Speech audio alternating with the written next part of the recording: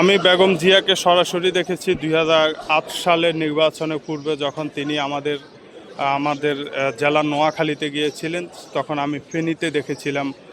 বেগম জিয়ার যে কথাটি আমার সবচেয়ে বেশি অনুপ্রাণিত হয়ে, তিনি একটি কথা বলেছিলেন, আমার দেশ, আমার দেশের মানুষ ছেড়ে আমি কোথাও যাব না, আমি এই দেশে থাকবো। এই কথাটি আমার সবচাইতে বেশি আমি অনুপ্রাণিত হয়েছি। এখন বেগম জিয়া আর অন্যরা কিন্তু এক না।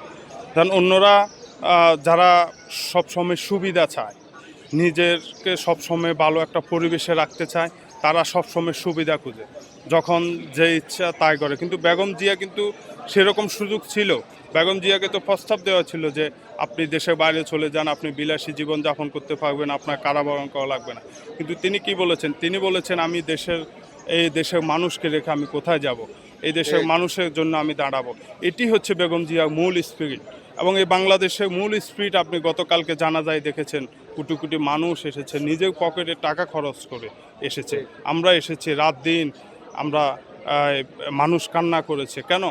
এই মানুষকে রেখে তিনি যাননি, এজন্য তিনি মানুষের হৃদয়ে জায়গা করে নিয়েছেন। বেগম জিয়ার শূন্যস্থান পূরণ কখনো হবে না, কিন্তু আমরা জানি আমাদের নেতা, আমাদের স্বাধীনতার মহান ঘোষক শহীদ প্রেসিডেন্ট জিয়াউর রহমান, যিনি স্বাধীনতা ঘোষণা করেছেন, তিনি আমাদের জন্য বেগম জিয়াকে তৈরি করে দিয়েছেন।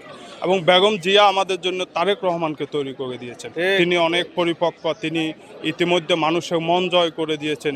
ঘৃণা নয়, হিংসা নয়, ভালোবাসা দিয়ে মানুষের মন জয় করে নিয়েছেন। বেগম জিয়ার জায়গায় বেগম জিয়ার শূন্যস্থান পূরণ হবে না, কিন্তু বাংলাদেশ বিনির্মাণে তারেক রহমানের বিকল্প কিছু হবে না। আমরা প্রত্যাশা করি বেগম জিয়া এবং জিয়াউর রহমান সেই পথে তারেক রহমানও হাঁটবেন ইনশাল্লাহ। আমরা সেটি প্রত্যাশা করি।